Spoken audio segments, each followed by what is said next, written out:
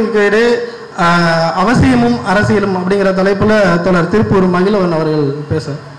தொடர்களுக்கு வணக்கம். உள்ஒதுக்கீடு தொடர்பான விவாதங்கள் எல்லை மீறி போயிருக்கு அப்படின்னு சொல்லணும். இன்றைக்கு சமூக வலைதளங்கள் நடக்கக்கூடிய விவாதங்களாகட்டும், மக்கள் மன்றத்தில் எடுத்துக்கக்கூடிய செய்திகளாகட்டும், உள்ஒதுக்கீடு தேவையா இல்லையான்னு நமக்குள்ளேயே ஒரு குழப்பத்தை ஏற்படுத்தக்கூடிய ஒரு சூழல் உருவாகி இருக்கிறது. இந்த சூழல் ஏன் உருவாகி இருக்கு அப்படின்னா, கடந்த 1ஆம் தேதி இந்தியாவுடைய அரசியலமைப்பு சாசன பிரிவு உச்சநீதிமன்றம் ஒரு தீர்ப்பை கொடுத்திருக்கு.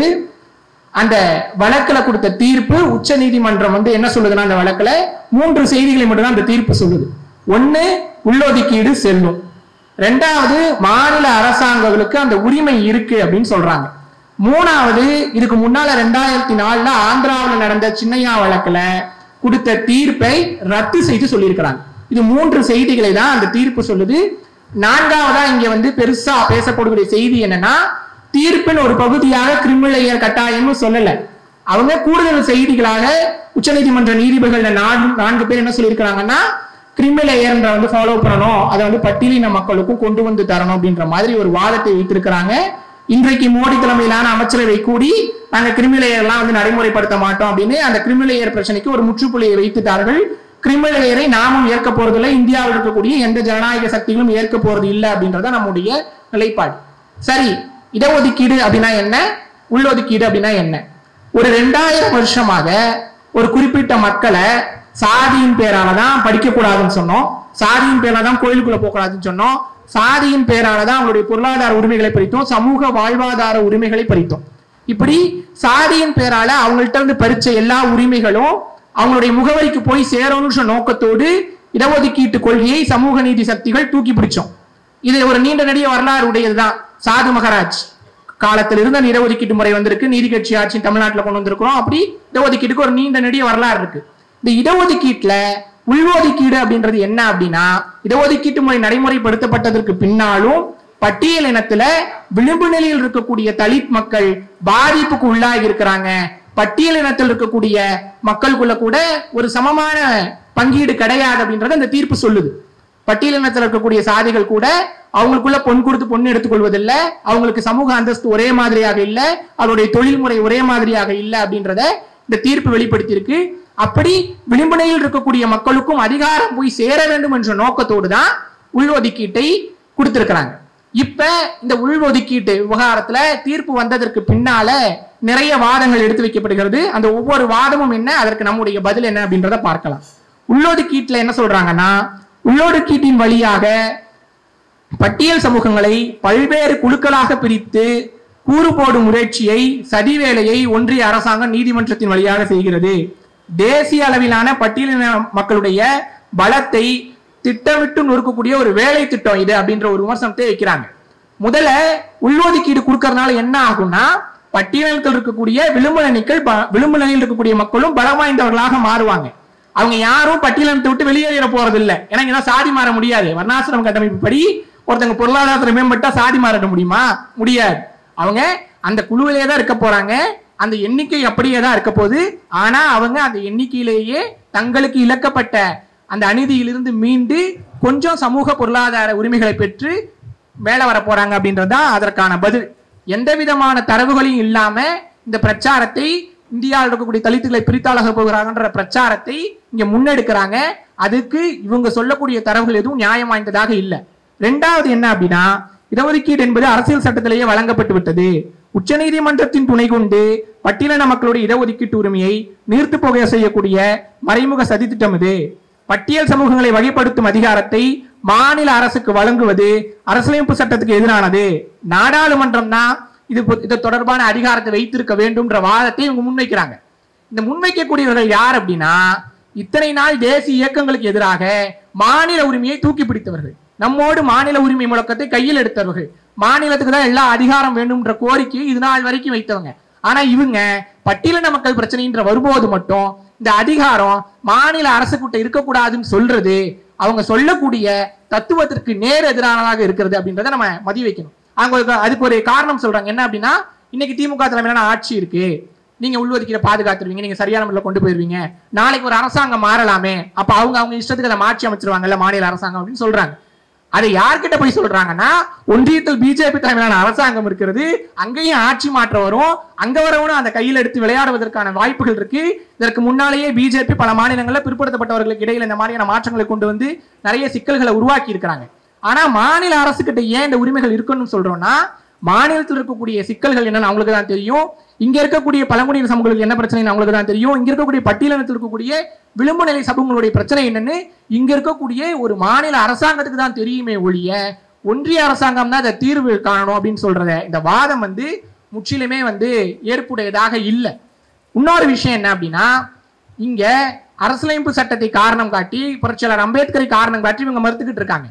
ஆனா அரசியலமைப்பு சட்டம் நடைமுறைக்கு வந்ததற்கு பின்னால தமிழ்நாட்டில் நடைமுறையில் இருந்த கம்யூனல் ஜிஓ செல்லாதுன்னு சொன்ன போது மிகப்பெரிய போராட்டத்தை பெரியார் தலைமையிலான இயக்கம் எங்க கையில் எடுத்து முதல் அரசியல் திருத்தத்தை கொண்டு வந்த தமிழ்நாட்டில் இருந்துகிட்டு இவங்க இந்த அரசியலமைப்பு சட்டத்தில் திருத்தம் கொண்டு வரக்கூடாது, நீங்க அம்பேத்கருக்கு எதிராக செயல்படுகின்ற சொல்லக்கூடிய இந்த வாதம் ஆபத்தானதாகவும் நமக்கு வருத்தம் அளிக்கக்கூடிய ஒரு வாதமாக இருக்குன்றதை நம்ம மக்களிடத்தில் எடுத்து வைக்கணும். நாடாளுமன்றத்தின் உரிமையில் நீதிமன்றம் தலையிடுகிறது, இது அரசியல் சட்டத்துக்கு முரணானது அப்படின்னு சொல்றாங்க. நாடாளுமன்றத்தின் உரிமையில நீதிமன்றம் தலையிட்டுருக்குன்னு சொல்றாங்க. இந்த விஷயத்துல நீதிமன்றம் என்ன சொல்லுது அப்படின்னா, புதுசா குழுக்களை உருவாக்குங்க அப்படின்னு அவங்க சொல்லல. புதுசா நீங்க வந்து பட்டியலின மக்களை பிரிச்சு குழு போடுங்க அப்படின்னு சொல்லல. உச்ச நீதிமன்றம் இதுல என்ன சொல்லுது அப்படின்னா, இந்த பிரித்து இவங்க சொன்ன அந்த தீர்ப்பு வந்து செல்லுன்னு சொல்லுது. மாநில அரசாங்கங்கள் பிரிச்சிருக்கு, அந்த தீர்ப்பு செல்லும் தான் உச்ச நீதிமன்றம் சொல்லி இருக்கிறதே ஒழிய எந்த இடத்துலயும் போய் புதுசா நீங்க வந்து எல்லா மாநிலத்திலும் இந்த கணக்கெடுப்பு எடுங்க, நீங்க எல்லா மாநிலத்திலும் உள்ளொதுக்கீடு கொடுங்க அப்படின்லாம் சொல்லல. ஆனா தீர்ப்புன்னு ஒரு பகுதியாக என்ன சொல்றாங்கன்னா, எல்லா மாநிலத்திலும் இந்த மாதிரி விளிம்புநிலையில் இருக்கக்கூடிய மக்களுடைய நலனை வந்து அரசாங்கம் கையில் கொள்ளணும்ன்ற அந்த வாதத்தை அவங்க முன்வைத்திருக்காங்களே ஒழிய கட்டாயமா இதை செய்யணும் அப்படின்ற வாதத்தை உச்ச நீதிமன்றம் சொல்லலைன்ற செய்தியை நம்ம மக்களிடத்துல வைக்கணும். நீதிமன்றம் போதுமான ஆதாரங்கள் இல்லாமல் இந்த வழக்குல தீர்ப்பு சொல்லியிருக்கிறாங்க அப்படின்னு சொல்றாங்க. இது ஒன்றும் எடப்பாடி பழனிசாமி அவர்களால தேர்தல் வரப்போகுது 4 மணி நேரத்துக்கு முன்னால வன்னியர்களுக்கு இடஒதுக்கீடு மசோதாவை கொண்டு போய் கொடுத்து அந்த மசோதா நிறைவேற்றி அது 1 வருஷத்துக்குள்ள ரத்தான மசோதா போன்ற மசோதா அல்ல. இது முறையான தரவுகளை திரட்டி கொடுக்கப்பட்ட ஒரு மசோதா. அது எப்படி கொடுத்துருக்காங்க அப்படின்னா, இன்னைக்கு கூட இந்த நீதிமன்றம் தீர்ப்பு வந்து இந்த உள்ளொதுக்கீட்டினால பயன்பெற்றவர்களை வந்து பட்டியலிட்டு சொல்லி இருக்கிறாங்க. அப்ப அந்த ஏன் அந்த உள்ளொதுக்கீடு தேவைன்றதுக்கான செய்திகளை சொல்லும் போது 2001 மக்கள் தொகை கணக்கெடுப்பின்படி 10,000 பேர்ல எத்தனை பேர் பட்டதாரிகள் அப்படின்னு ஒரு பட்டியல் எடுக்கிறாங்க. இப்ப இந்த விளிம்பு நிலை சமூகமா உள்ளொதுக்கீடு பெற்றுக் கொண்டிருக்கவங்க எங்கெல்லாம் இருக்காங்கன்னா, பஞ்சாப்ல இருக்கிறாங்க, மகாராஷ்டிராவில் இருக்கிறாங்க, ஹரியானாவில் இருக்காங்க, தமிழ்நாட்டில் இருக்கிறாங்க. இப்ப அதுல ஒரு பட்டியல் போடுறாங்க. பஞ்சாப் மாநிலத்தில் இருக்கக்கூடிய தாழ்த்தப்பட்ட மக்களுடைய அந்த எண்ணிக்கையில 10,000 பேர்த்துல மசாபி சீக்கியர்கள் 10,000 பேர்த்துல எத்தனை பேர் வந்து பட்டதாரிகளா இருக்கிறாங்க அப்படின்னு பார்த்தா 61 பேர் மட்டும் தான் பட்டதாரிகளா இருக்கிறாங்க. அதே பகுதியில வால்மீகி சீக்கியர்கள் வந்து 126 பேர் பட்டதாரிகளா இருக்காங்க. ரவிதாசி அப்படின்ற அந்த குழுவுல வந்து 305 பேர் பட்டதாரிகளா இருக்காங்க. பீகார்ல பார்த்தோம் அப்படின்னா புயான்ற ஒரு இனத்துல வந்து 6 பேர் தான் பட்டதாரிகளா இருக்கிறாங்க. முசாரின்ற இனத்துல 5 பேர் தான் இருக்கிறாங்க. உத்தரப்பிரதேசத்துல பார்த்தோம்னா வாய்ப்பு இனத்துல 115 பேர் இருக்கிறாங்க. பாசி இனத்துல 145 பேர் இருக்காங்க. 10,000 பேர்த்துல எத்தனை பட்டதாரிகள் இருக்கிறாங்க இந்த விளிம்பு நிலை சமூகங்கள்னு இவங்க எடுத்த கணக்குல 145 பேர் தான் இருக்கிறாங்கன்னு சொல்லுது. இந்தியாவிலேயே தாழ்த்தப்பட்டோர் அதிகம் படித்து பட்டம் பெற்றக்கூடிய மாநிலமா மகாராஷ்டிரா இருக்கு. மகாராஷ்டிராவில் இந்த கணக்கெடுப்பு என்ன சொல்லுது அப்படின்னா, 10,000 பேரை மக்கள் தொகை அந்த கணக்கெடுப்பு இருக்கிறாங்க. அதுல 513 பேர் பட்டதாரிகள். ஆனா அதுல என்ன அப்படின்னா, தோரினத்தவர் அப்படிங்கிற அந்த ஒரு குரூப்ல இருக்கிறாங்களா, அவங்க அந்த 10,000 பேர்த்துல எவ்வளவுனா 926 பேர் பட்டதாரிகளா இருக்காங்க. அதே அந்த கேட்டகரியில் இருக்கக்கூடிய மக்களை கணக்கிட்டு பாக்குறாங்க, அங்க மங்கினத்தை எத்தனை பேர் இருக்காங்கன்னா 217 பேர் தான் இருக்காங்க. இப்படி பட்டியல் இருக்கக்கூடிய சாதிகளுக்குள்ளேயே இன்பேலன்ஸ்டா இருக்காங்க. அவங்களுக்கான சமூக அங்கீகாரம் கல்வி போய் சேருவதில்லை, அவங்களுக்குள்ள பிரச்சனை இருக்கு. அப்ப அவங்களுக்கு பின்தங்கி இருக்கிறவங்களுக்கு ஒரு குறிப்பிட்ட இடத்துல நம்ம வந்து அவங்களை மேலேற்றுவதற்கான வழியாக நம்ம இடஒதுக்கீட்டை வந்து மாத்துறோம். இதுல என்ன பண்ணப்படுது அப்படின்னா, தமிழ்நாட்டுல நிறைய முரண்பாடான கருத்துக்களை வந்து வாய்க்கு வந்த தரவுகளை எல்லாம் அடிச்சு விட்டுட்டு இருக்காங்க.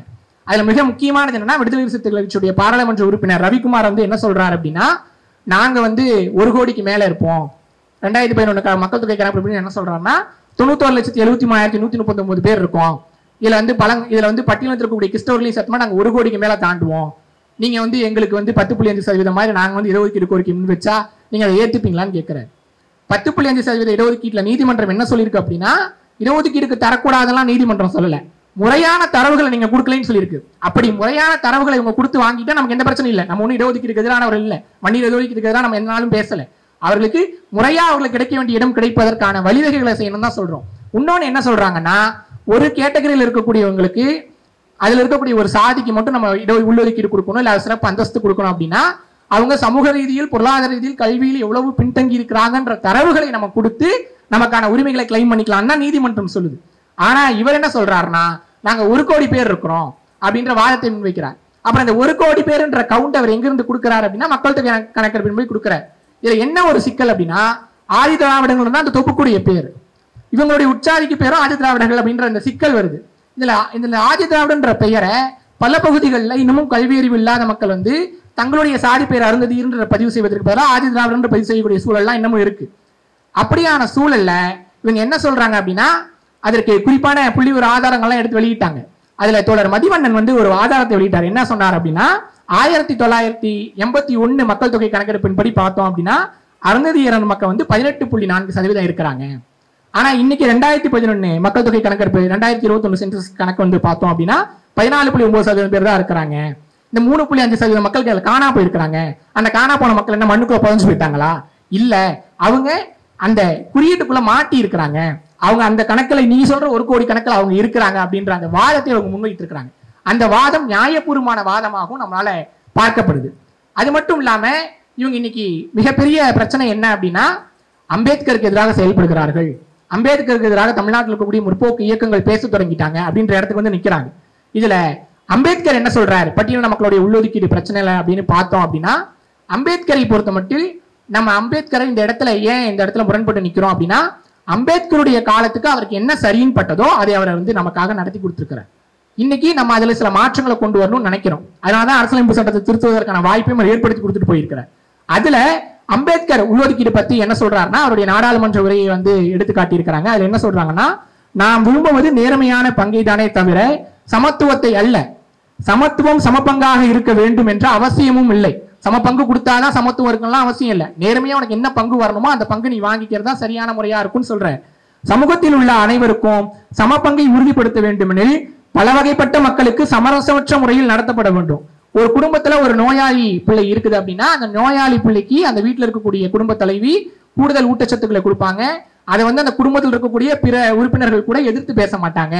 அப்படியாக விளிம்புநிலையில் இருக்கக்கூடிய மக்களுக்கு உள்ளொதுக்கீடு கொடுப்பது சரி என்பதுதான் நாடாளுமன்றத்தில் புரட்சியாளர் அம்பேத்கர் வைத்த வாதம். அதன் தொடர்ச்சியா பார்த்தோம் அப்படின்னா, இந்த மகரின மக்களிடத்துல ஒரு பிரச்சனை வருது. மகரின மக்கள் தான் டாமினேட் பண்றாங்கன்ற ஒரு வாதம் முன்வைக்கப்படுது. இடஒதுக்கீடு கொள்கை முழுக்க அவங்க கையில தான் இருக்குன்னு சொல்லப்பட்ட போது, மகருக்கு கொடுத்த உள்ளொதுக்கீட்டுல அந்த 15 சீட்ல வந்து நாங்க மங்களுக்கு சம பங்கீடு தருவதற்கு தயாராக இருக்கிறோம்னு அரசியலமைப்பு சட்டம் வருவதற்கு முன்னால 1937 புரட்சியாளர் அம்பேத்கர் உள்ளொதுக்கீடு ஆதரித்து பேசியிருக்கிறார். ஆனா இன்னைக்கு இவங்க புரட்சியாளர் அம்பேத்கர் இதெல்லாம் சொல்லலைன்னு சொல்லிட்டு இருக்காங்க. புரட்சியாளர் அம்பேத்கர் சொன்னதெல்லாம் இவங்க ஏத்துக்கிறாங்க அப்படின்னா, மாநில உரிமை பேசுவதை, மொழி உரிமை பேசுவதெல்லாம் விட்டு தான் இவங்க புரட்சியாளர் அம்பேத்கரை முழுமையாக ஏற்றுக்கொள்ள வேண்டும். ஏன் அப்படின்னு சொல்றோம் அப்படின்னா, புரட்சியாளர் அம்பேத்கர் சொன்னார் தலித்துகளுடைய எண்ணிக்கை வந்து ஒட்டுமொத்தமாக தான் கவுண்ட் பண்ணணும், இந்தியா முழுக்க இதெல்லாம் கவுண்ட் பண்ணணும், அப்பதான் எண்ணிக்கை பெருசா இருக்கும். அந்த எண்ணிக்கையை வச்சு பாராளுமன்ற அரசாங்கத்தின் மூலமா தலித் மக்களுக்கான நலத்திட்டங்களை கொண்டு வந்து வர முடியும் அப்படின்னு தான் புரட்சியாளர் அம்பேத்கருடைய நம்பிக்கையாக இருந்தது. அதுதான் அவர் சொல்லிக் கொண்டிருந்தார். ஆனா இன்னைக்கு அப்படி அதை வந்து நம்ம சாத்தியப்படுத்தணும்னா மோடி அரசாங்கத்தால தலித் மக்களுடைய உரிமைகளை பெற்றுத்தர முடியுமான்னு பார்த்தோம்னா கிடையாது. பாராளுமன்றம் அவர்களுக்காக ஏதாவது நல்லது செய்யுமானா கிடையாது. அப்புறம் இன்னொரு விஷயம், அம்பேத்கர் சொன்னதை எல்லாவற்றையும் அப்படியே நம்ம ஃபாலோ பண்ணுன்ற எந்த விதமான கட்டாயத்தையும் அம்பேத்கரே விரும்பல. ஏன் அப்படின்னா, அதை திருத்தங்களை கொண்டு வருவதும் அதை மேம்படுத்திக் கொள்வதற்கும் மக்களுக்கு ஏற்ற மாதிரி அதை மாற்றி அமைப்பதற்கான மாதிரி தான் அரசியலமைப்பு சட்டம். இன்னைக்கு நீங்க யோசிச்சு பாருங்க, அம்பேத்கர் இன்னொரு வாதத்தையும் சொல்றாரு. இது மட்டுமா சொல்றாரு? அம்பேத்கர் என்ன வாதம் சொல்றாருன்னா, ஒட்டுமொத்த தலித்துகளுடைய மொழியா ஹிந்தி இருக்கணும்ன்ற. அப்ப எல்லாரும் ஹிந்தி கத்துக்கோங்கன்னு ஹிந்தி சபாவை நடத்த முடியும். நம்ம அதுக்கான வாய்ப்பெல்லாம் இங்க கிடையாது. அப்படி நம்ம எதையெல்லாம் ஏற்றுக்கொள்ள முடியுமோ அதையெல்லாம் ஏற்றுக்கொள்ள நாம் தயாராக இருக்கிறோம். எதையெல்லாம் விலகி விட முடியுமோ அதுல இருந்தெல்லாம் விலகி நின்று மக்களுக்கான நல்லதை செய்யணும்ன்ற அந்த புள்ளியில் தான் நாம் இணைந்து நிற்கிறோம். அருந்ததியர் உள்ளொதுக்கீட்டை நாங்க எதிர்க்கவில்லை, நாங்க இந்த தீர்ப்பை தான் எதிர்க்கிறோம், இந்த தீர்ப்புக்கு தான் நாங்க மேல்முறையீடு பண்றோம்னு சொல்றாங்க. தீர்ப்புல கிரிமினல் பத்தி சொல்லல. நீங்க மேல்முறையீட்டுக்கு போனதே முதல் தப்பு. தீர்ப்புல உள்ளொதுக்கீடு சரின்னு சொல்லி இருக்கு. ஒருவேளை நீங்க அருந்ததியர் உள்ளொதுக்கீட்டை எதிர்க்கல, பிற மாநிலங்கள் சூறையாடிடுவாங்க அப்படின்ற வாதத்தை முன்வைப்பதாக இருந்தா, நீங்க ஒருவேளை நீதிமன்றத்துக்கு போய் ஒருவேளை நீதிமன்றத்துல வழக்காடி ஒருவேளை ஒன்றிய அரசுக்கு தான் உள்ளொதுக்கீடு தரக்கூடிய உரிமை வந்துருதுன்னு சொன்னா, முதல்ல தமிழ்நாட்டில் இருக்கக்கூடிய அருந்ததியர் இடஒதுக்கீடு பறிபோகக்கூடிய சூழல் இருக்கு. இதையெல்லாம் மறைச்சிட்டு மேம்போக்காக வந்து நின்று நாங்க வந்து அருந்ததியர் உள்ளொதுக்கீடு எதிர்க்கல அப்படின்ற வாதத்தை முன்வைப்பதெல்லாம் மிக மோசமானது. இது எப்படி இருக்குதுன்னா, விளிம்புநிலையில் இருக்கக்கூடிய தலித்துகளை வந்து தவிர்த்து விட்டு இவர்களுக்கான இடத்தை நோக்கி நகர்வதற்காகவும் இன்றைக்கு ஆதித்தமிழர் பேருடைய நிறுவன தலைவர் தோழர் அதிகமான் வந்து ஒரு குற்றச்சாட்டை முன்வைத்திருக்கிறார். என்ன அப்படின்னா, அந்த குற்றச்சாட்டு ரொம்ப கடுமையான குற்றச்சாட்டு தான். அதை நான் சொல்லலாமா வேணாமான்னு கூட யோசிக்கிறேன். ஏன் அப்படின்னா, அவர் ரொம்ப கடுமையான வாதத்தை வைக்கிறார். என்ன சொல்றாரு அப்படின்னா, இந்தியாவில் இருக்கக்கூடிய பட்டியலத்தில் இருக்கக்கூடிய ஆதிக்க தலித்துகள் அப்படின்ற வாதத்தை முன்வைக்கிறார். அப்படி ஆதிக்க தலித்துகளா இருக்கக்கூடியவர்கள் இடஒதுக்கீட்டு கொள்கையில எல்லா விதமான சுகபோக வாழ்க்கையை அதுல இருந்து எடுத்துக்கொண்டு இருக்கக்கூடியவர்கள் இன்னைக்கு இந்த தீர்ப்பை எதிர்க்கிறாங்கன்ற வாதத்தை முன்வைத்திருக்கிறார். யாரெல்லாம் இந்தியா முழுக்க இந்த தீர்ப்பை எதிர்த்திருக்கிறாங்க அப்படின்னு பார்த்தோம் அப்படின்னா, தென்னிந்தியாவில் மிக குறைவான தலைவர்கள் தான். கிருஷ்ணசாமி போன்றவர்கள் காலம் காலமாக அருந்ததி எதிர்க்கக்கூடியவர்கள் தான். அவங்களெல்லாம் மக்கள் தலைவராக பார்ப்பதில்லை. ஆனா யாரெல்லாம் எதிர்க்கிறாங்க அப்படின்னு பார்த்தோம்னா, மாயாவதி, ராமதாஸ் அகர்வால், சிராக் பாஸ்வான் போன்றவர்கள் தான் எடுத்துட்டு இருக்காங்க. இவங்கெல்லாம் யாருன்னா, பட்டியலத்தில் இருக்கக்கூடிய பெரும்பான்மையான பட்டியலினத்தில் இருக்கக்கூடிய இடங்களை பிரித்து வைத்திருக்கக்கூடிய அந்த இனக்குழுக்களுடைய தலைவராக பார்க்கப்படக்கூடியவங்க. அந்த வரிசையில தமிழ்நாட்டில் இருக்கக்கூடிய நமக்கு நட்பு சக்தியாக இருக்கக்கூடியவர்கள் போய் சேர்ந்து நின்று கொண்டிருக்கிறார்களே என்கிற ஐயம் தான் நமக்கு தோன்றுது. யோசிச்சு பாருங்க, தாழ்த்தப்பட்டோருக்கு எதிர்த்து தலித்தொழிலாளர் கூட்டமைப்புன்னு ஒன்ன உருவாக்கின போது பெரியார் தொண்டர்கள் தான் அந்த கூட்டங்களை நடக்க விடாம போய் முற்றுகை போராட்டங்களை நடத்தினாங்க. இன்னைக்கு இவங்க விளிம்புநிலை தலித்துகளை புறக்கணிப்பதற்காக இந்த உள்ஒதுக்கீட்டுக்கு எதிராக பேசும்போது இந்த பெரியார் தொண்டர்கள் தான் குரல் கொடுத்து கொண்டிருக்கிறோம்.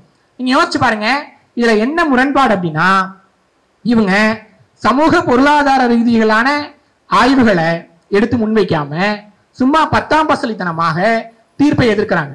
தீர்ப்பு வர முடியும் இவங்க ஏன் அமைதியா இருந்தாங்கன்னா, தீர்ப்பு எதிராக வந்து விடுன்னு இவங்க நம்பிக்கிட்டு இருந்தாங்க போல. இத்தனை நாள் இவங்க அமைதி காத்தோடைய இலக்கே என்னன்னா, தீர்ப்பு எதிராக வந்துடும், செல்லாதுன்னு சொல்லி உச்சநீதிமன்றம் நினைத்து கொண்டு இருந்தாங்க போல.